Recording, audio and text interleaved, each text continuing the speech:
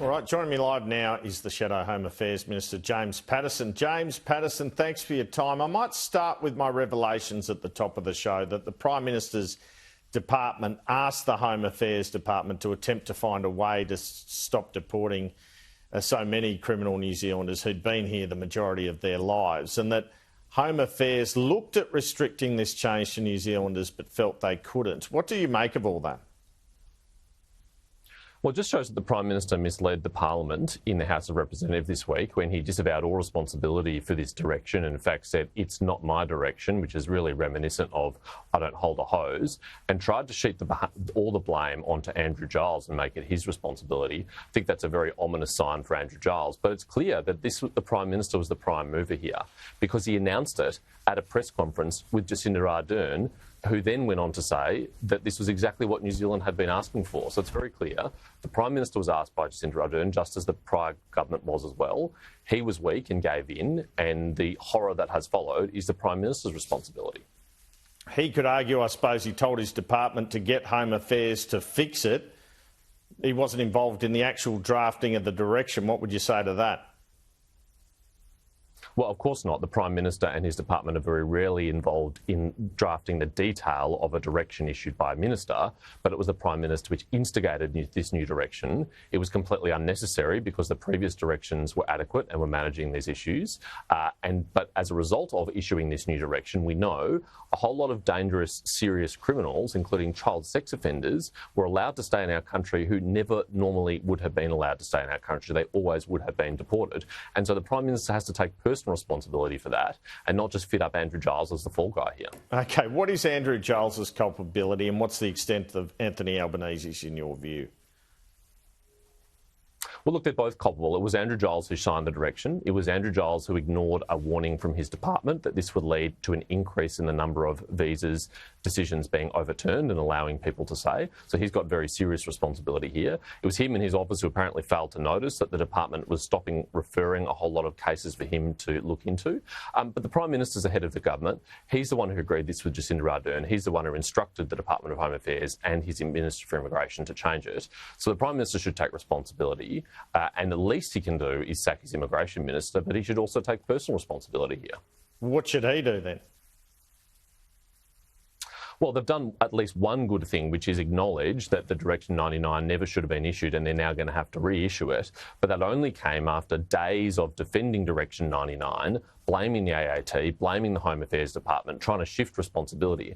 I mean, before the election, the Prime Minister said he would show up, he would take responsibility and would fix the problems. Well, he hasn't shown up. He's not taking responsibility, and he caused the problems. So really, I mean, the Prime Minister needs to toughen up when it comes to national security and community safety. He actually has to put Australians and our safety first before trying to appease any bilateral partner, even a close one like New Zealand.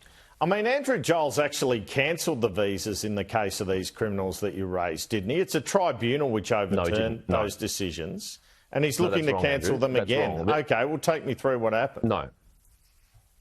No, what happened here is the department or the minister's delegate cancelled the decisions and then the AAT overturned them. Now, your confusion's understandable because the Prime Minister doesn't understand this either. Yesterday at his press conference, he said that the AAT overturned decisions of the minister.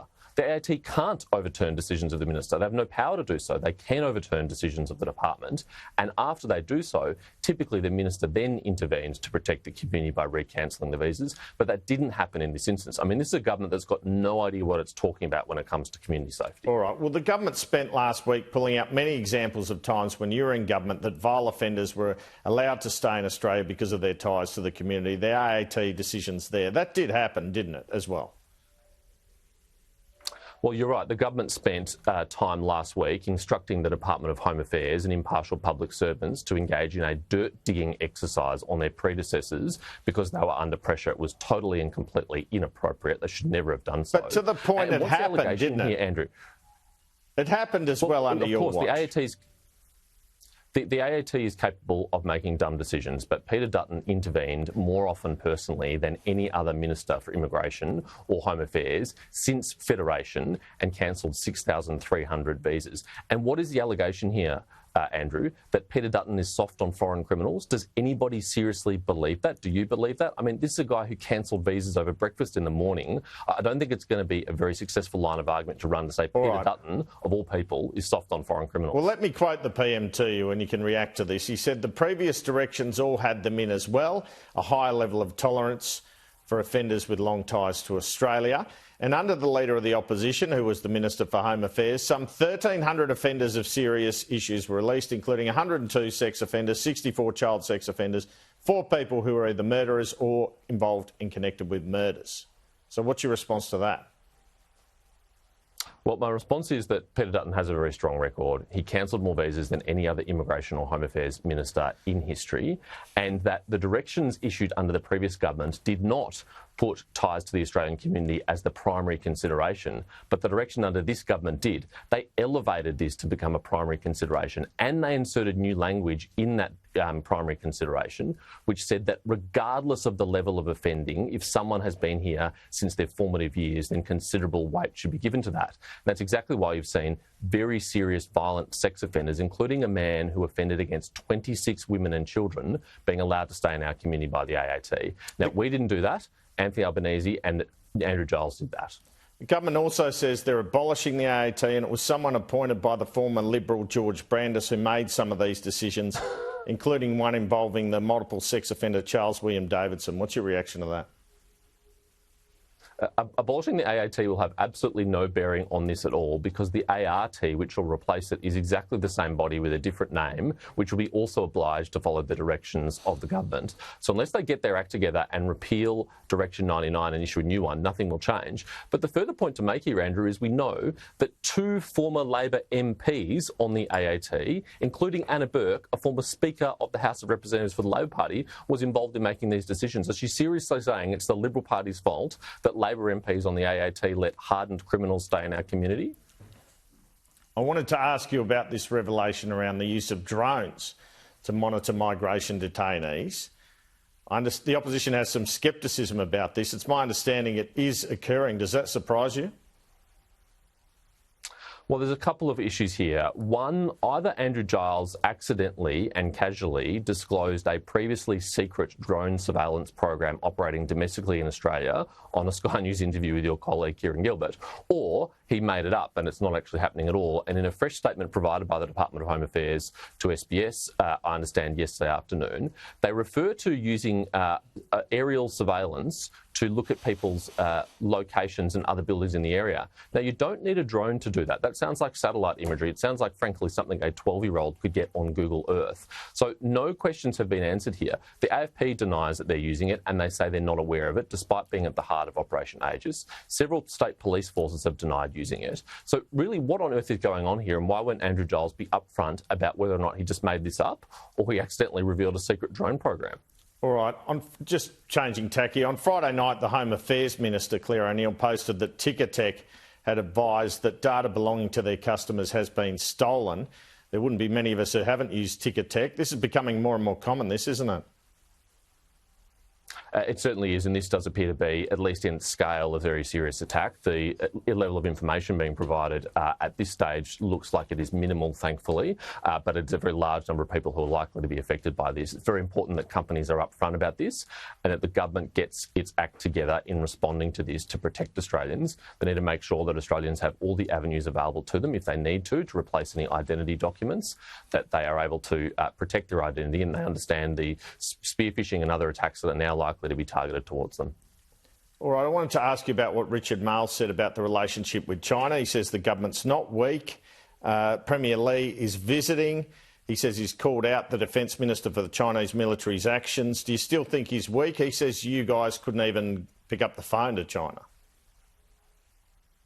Well, Richard Marles has finally done, weeks later, the absolute bare minimum, which is raise an issue of very serious, unprofessional, unsafe conduct by the People's Liberation Army against Australian personnel, which put their lives in danger. That's the bare minimum that the Australian government should do. I thought it was very interesting in his interview with you, Andrew, that he said that the previous government didn't offer respect to the Chinese government. Now, that is straight out of the Chinese Communist Party talking points. That's exactly the arguments that they run, but it should never be endorsed by an Australian government. And if Richard Marles believes that the previous government didn't show sufficient respect to the Chinese government, he should specify exactly what he means by that.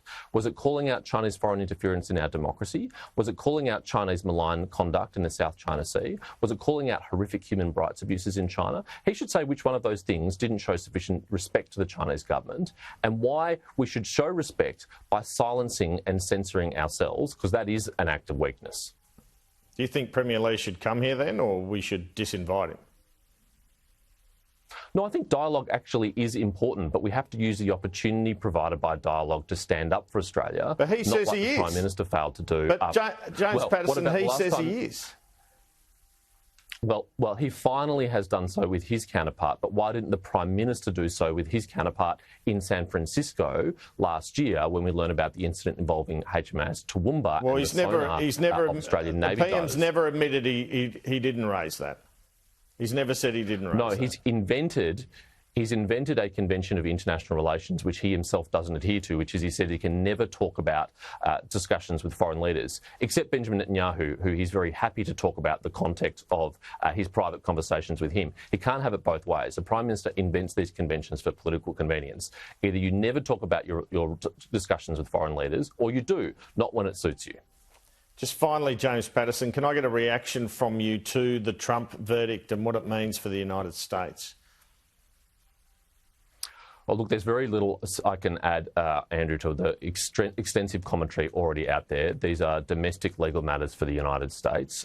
It is obviously a very hard-fought issue and will continue to be until the election. But my very strong view is that Australia's equities in the United States-Australia alliance are so deep that whoever is in the White House after the election in November will continue to have a very strong relationship with the United States, which is in our national interest. James Patterson, thanks so much for your time this morning. Thanks, Andrew.